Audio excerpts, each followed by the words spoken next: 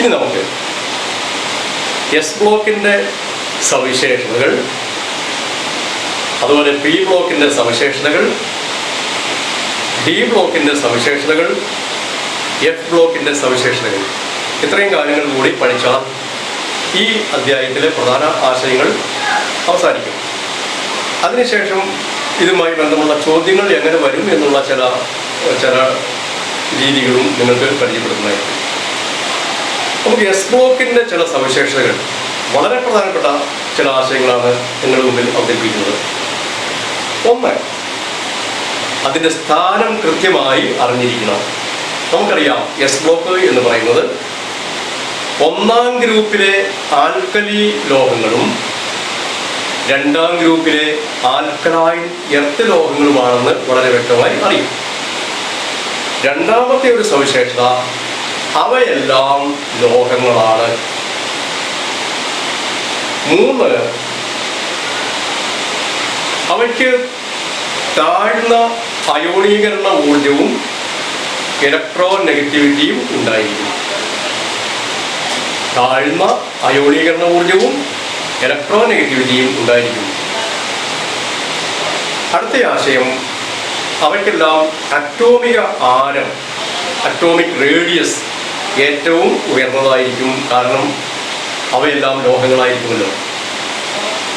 അടുത്തത്, അവയുടെ ഓക്സൈഡുകളും ഹൈഡ്രോക്സൈഡുകളും ബേസിക സ്വഭാവം ഉള്ളതായിരിക്കും. അതായത് ചോപ്പ് ലിറ്റ്മസിനെ നീലയാക്കുന്നു. അടുത്ത പോയിന്റ്, ലോഹങ്ങളിൽ ക്രിയാശീലത അല്ലെങ്കിൽ ലോഹ സ്വഭാവം എന്ന് പറയുന്നത്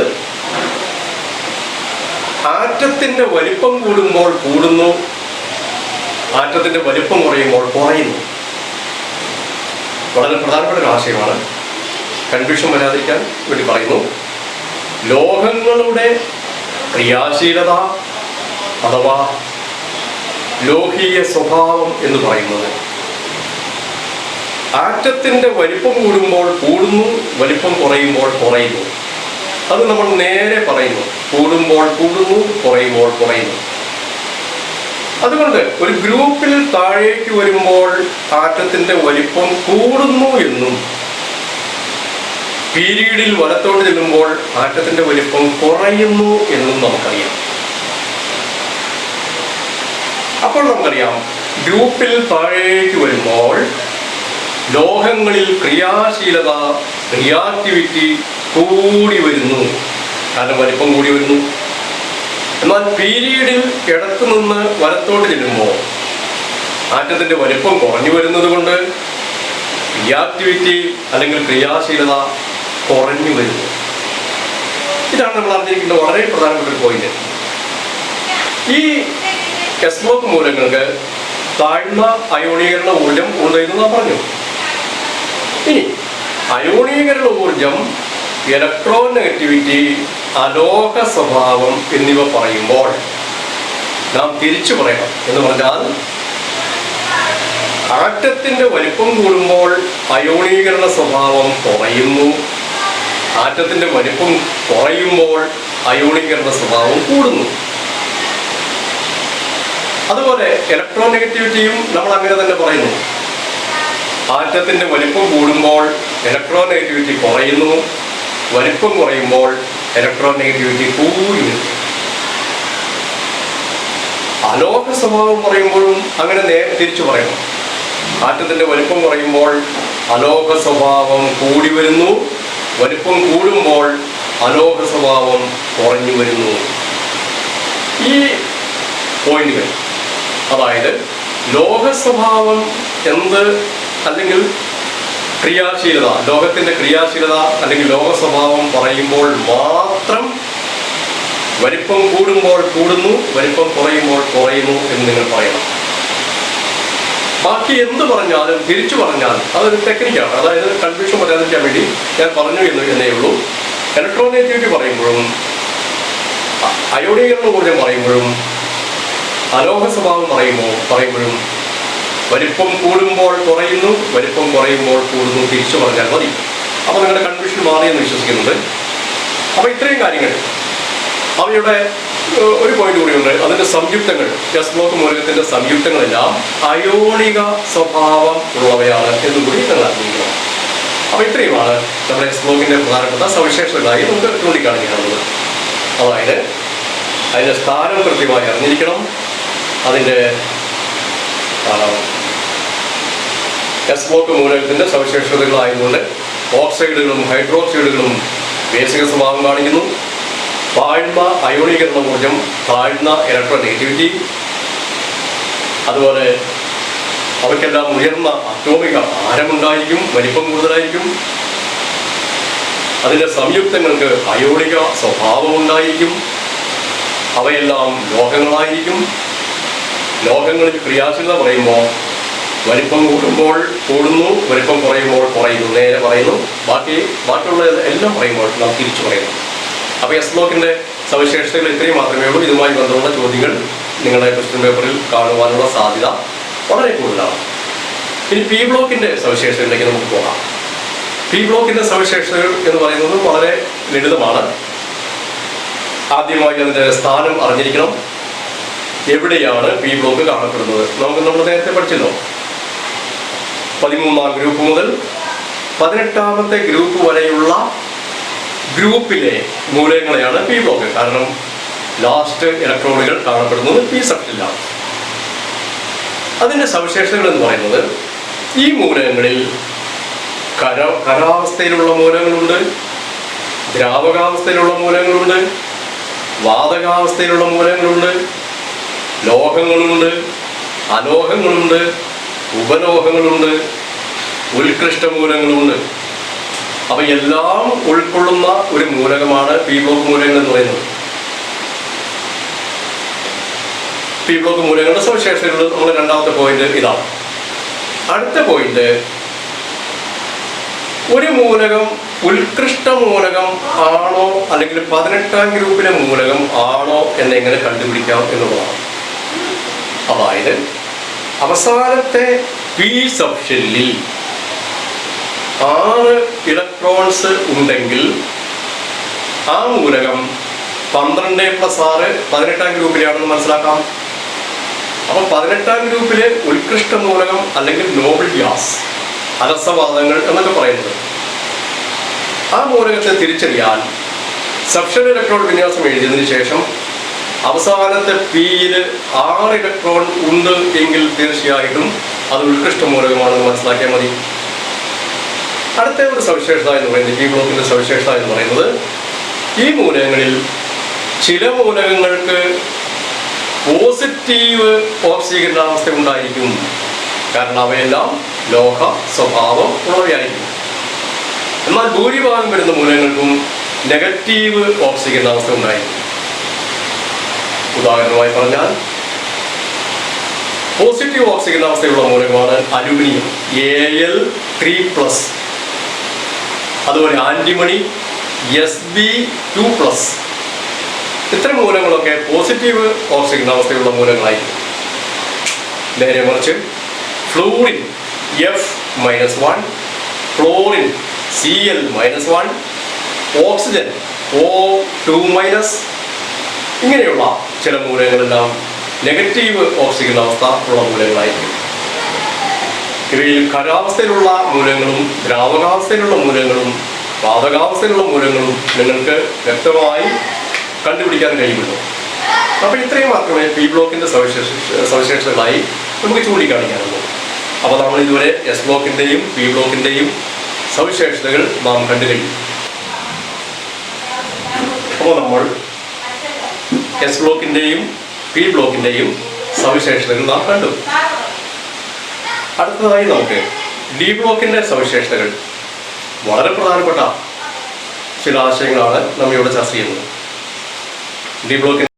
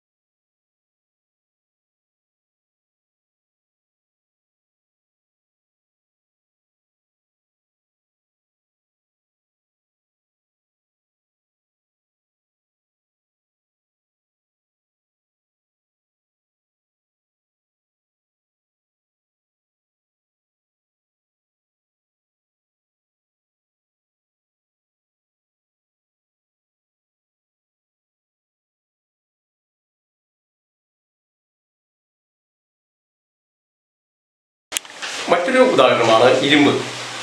ഇരുമ്പിൻ്റെ ഒരു 3 സംയുക്തങ്ങളാണ്. ഒന്ന് FeCl2, 2 FeCl3, 3 Fe2O3. FeCl2ൽ ഇരുമ്പിൻ്റെ ഓക്സിജൻ അവസ്ഥ +2 ആണ്. എന്നാൽ FeCl3ൽ ഇരുമ്പിൻ്റെ ഓക്സിജൻ അവസ്ഥ +3 ആണ്.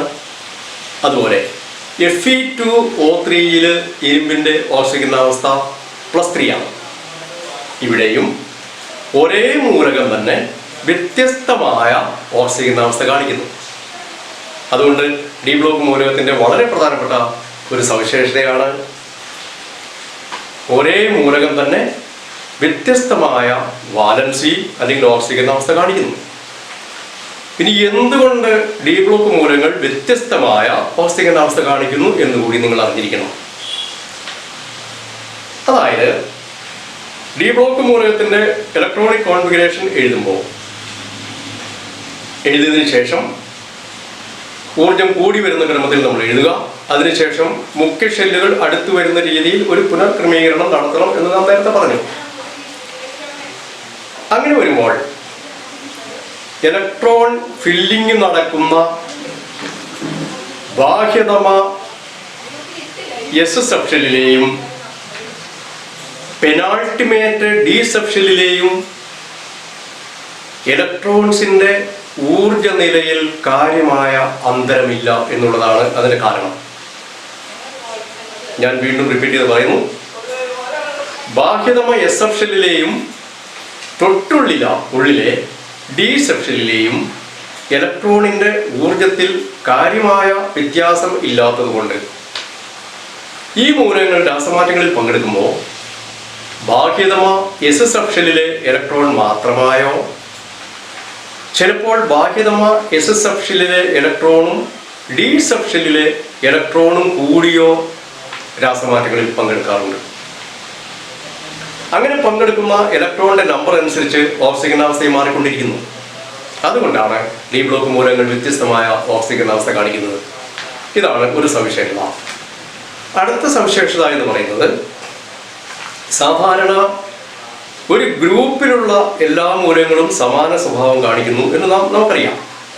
എന്നാൽ ഡി ബ്ലോക്ക് മൂലകങ്ങൾ ഗ്രൂപ്പിൽ മാത്രമല്ല പീരീഡിലും സമാനത കാണിക്കുന്നു. കാരണം ബാഹ്യതമ എസ് സബ്ഷെല്ലിലെ ഇലക്ട്രോണുകളുടെ എണ്ണം 2 മൂലകം ഒഴികെ ബാക്കിയുള്ള എല്ലാ മൂലകത്തിൻ്റെയും ബാഹ്യതമ എസ് സബ്ഷെല്ലിലെ ഇലക്ട്രോണിന്റെ എണ്ണം തുല്യമാണ്. അത് 2 ആണ്. അപ്പോൾ ബാഹ്യതമ എസ് സബ്ഷെല്ലിലെ ഇലക്ട്രോണിന്റെ നമ്പർ തുല്യമായി കഴിഞ്ഞാൽ അത്തരം മൂലകങ്ങൾ ഒരേ ഗുണങ്ങൾ കാണിക്കുന്നു എന്ന് നാം മനസ്സിലാക്കിയിരിക്കണം. ഏതാണ് ഈ 2 മൂലകങ്ങൾ എന്ന് പറയുന്നത്? 2 മൂലകങ്ങൾ ഒഴികെ എന്ന് ഞാൻ പറഞ്ഞു. ഈ 2 മൂലകങ്ങൾ കോപ്പറും ക്രോമിയവും ആണ്. ശ്രദ്ധിക്കണേ, വളരെ ഇമ്പോർട്ടൻ്റ് ആയിരിക്കുന്ന പോയിന്റ്. ഈ 2 മൂലകങ്ങൾ കോപ്പറും ക്രോമിയവും ആണ്. കോപ്പറിന്റെയും ക്രോമിയത്തിന്റെയും ബാഹ്യതമ എസ് സബ്ഷെല്ലിൽ ഒരു ഇലക്ട്രോൺ മാത്രമേ ഉള്ളൂ. എന്തുകൊണ്ട്? ഉദാഹരണമായി ക്രോമിയത്തിന്റെ ഇലക്ട്രോണിക് കോൺഫിഗറേഷൻ എഴുതുമ്പോൾ അതിന്റെ അറ്റോമിക സംഖ്യ 24 ആണ്. അപ്പൊ 24 ആയതുകൊണ്ട് നാം ഇലക്ട്രോണിക് കോൺഫിഗറേഷൻ എഴുതുമ്പോൾ ഡി സബ്ഷെല്ലിൽ, അതായത് ഇലക്ട്രോൺ പൂരണം നടക്കുന്ന പെനാൾട്ടിമേറ്റ് ഡി സബ്ഷെല്ലിൽ 4 ഇലക്ട്രോൺസും ബാഹ്യതമ എസ് സബ്ഷെല്ലിൽ 2 ഇലക്ട്രോൺസും ഉണ്ട് എന്നറിയാം. അങ്ങനെ വരുന്ന സന്ദർഭങ്ങളിൽ ഡിയിൽ 4 ഇലക്ട്രോൺ വന്നാൽ അത് 5 ആക്കണം. എന്തുകൊണ്ട്? പാതി നിറഞ്ഞതും മുഴുവൻ നിറഞ്ഞതുമായ ഡി സബ്ഷെല്ലുകൾക്ക് സ്ഥിരത കൂടുതലായതുകൊണ്ട് പാതി നിറയ്ക്കാൻ വേണ്ടി ഡിയിൽ 4 ഉണ്ടെങ്കിൽ 5 ആക്കുന്നു. അപ്പൊ എസിൽ നിന്ന് 1 ഇലക്ട്രോൺ കടമെടുക്കുന്നു, 1 ഇലക്ട്രോൺ വാങ്ങി ഡിയിൽ 4 5 ആക്കുന്നു. അപ്പോൾ എസിൽ മാത്രം 1 ആക്കുന്നു. ഇതേ രീതിയിൽ കോപ്പറിന്റെ ഇലക്ട്രോൺ വിന്യാസം എഴുതുമ്പോൾ അവസാനത്തെ ഡി സബ്ഷെല്ലില്, പെനാൾട്ടിമേറ്റ് ഡി സബ്ഷെല്ലില് 9 ഇലക്ട്രോൺ കാണപ്പെടുന്നു. ബാഹ്യതമായ എസ് സബ് ഷെല്ലിൽ 2 ഇലക്ട്രോണും കാണപ്പെടുന്നു. അപ്പൊ മുഴുവൻ ഡി സബ് ഷെല്ലിൽ മുഴുവൻ ഇലക്ട്രോൺസും നിറയ്ക്കുന്നതിനായി, മുഴുവൻ ഇലക്ട്രോണുകളെയും നിറയ്ക്കുന്നതിനായി എസിൽ നിന്ന് ഒരെണ്ണം തിരിച്ചു വാങ്ങുകയും അങ്ങനെ ഡി സബ് ഷെൽ 9 10 ആവുകയും ചെയ്യുന്നു. അപ്പോൾ ഈ ക്രോമിയത്തിൻ്റെയും കോപ്പറിൻ്റെയും ഇലക്ട്രോൺ വിന്യാസം എഴുതുമ്പോൾ വളരെ ശ്രദ്ധിക്കേണ്ട ഒരു കാര്യം, പാതി നിറഞ്ഞത് മുഴുവൻ നിറഞ്ഞത് ആക്കാൻ വേണ്ടി 4 5 ആക്കുന്നു, ഡിയിൽ 9 വന്നാൽ 10 ആക്കുന്നു. അതുകൊണ്ടാണ് ഈ 2 മൂലങ്ങൾ ഒഴികെ എന്ന് ഞാൻ പറഞ്ഞത്. അപ്പോൾ 2 മൂലങ്ങൾ ഒഴികെ ബാക്കിയുള്ള എല്ലാ മൂലകത്തിൻ്റെയും ബാഹ്യതമ എസ് സബ് ഷെല്ലിൽ ഇലക്ട്രോണിൻ്റെ നമ്പർ തുല്യമായതുകൊണ്ട് 2 ആയതുകൊണ്ട് ഇവയെല്ലാം ഗ്രൂപ്പ് തലത്തിലും പീരീഡ് തലത്തിലും സമാന സ്വഭാവങ്ങൾ പ്രകടിപ്പിക്കുന്നു.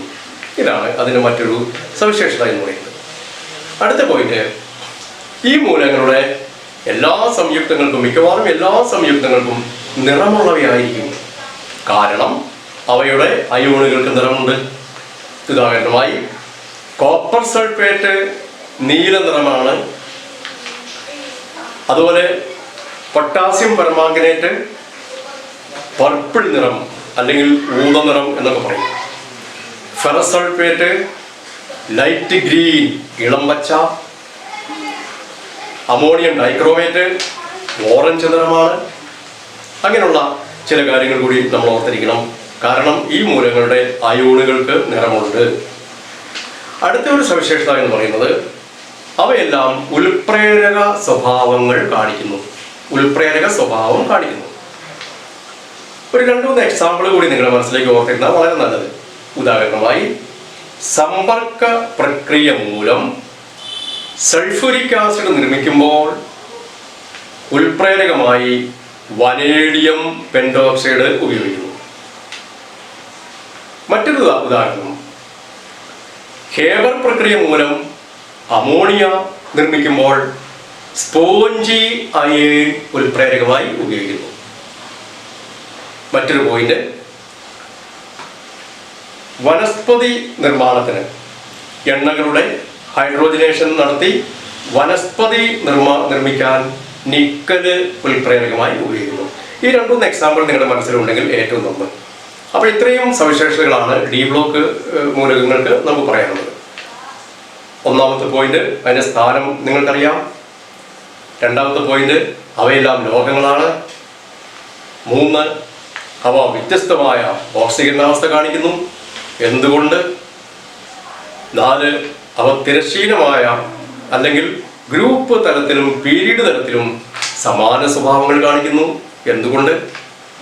കോപ്പറിൻ്റെയും ക്രോമിയത്തിൻ്റെയും ഇലക്ട്രോൺ വിന്യാസം എഴുതുമ്പോൾ നാം ശ്രദ്ധിക്കേണ്ട ഒരു കാര്യമുണ്ട്. അതെന്തുകൊണ്ട്? പാതി നിറഞ്ഞതും മുഴുവൻ നിറഞ്ഞതുമായ ഡി സബ് ഷെല്ലുകൾ സ്ഥിരത കൂടുതലായതുകൊണ്ട് ഡിയിൽ 4 വന്നാൽ 5 ആക്കും, ഡിയിൽ 9 വന്നാൽ 10 ആക്കും. അതുപോലെ അവയുടെ സംയുക്തങ്ങൾ മിക്കവാറും നിറമുള്ളവയായിരിക്കും. ഉദാഹരണങ്ങൾ അറിഞ്ഞിരിക്കണം.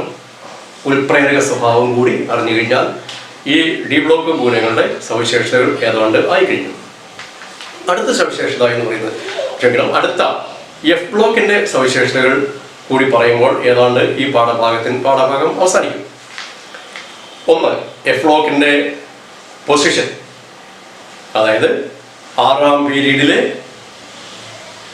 ലംബാനം എന്ന മൂലകം കഴിഞ്ഞു വരുന്ന ലാന്തനോൺസ് എന്ന മൂലകങ്ങളും 7ാം പീരീഡിലെ ആക്ടിനൈഡ് എന്ന മൂലകം കഴിഞ്ഞു വരുന്ന ആക്ടിനോൺസ് എന്ന മൂലകങ്ങളും എഫ് ബ്ലോക്ക് മൂലകങ്ങൾ എന്നറിയപ്പെടുന്നു. കാരണം ഇവയിൽ ഇലക്ട്രോൺ പൂരണം നടക്കുന്നത് അല്ലെങ്കിൽ ഇലക്ട്രോൺ ഫില്ലിംഗ് സംഭവിക്കുന്നത് ആന്റി പെനാൾട്ടിമേറ്റ് എഫ് സബ് ഷെല്ലാണ്.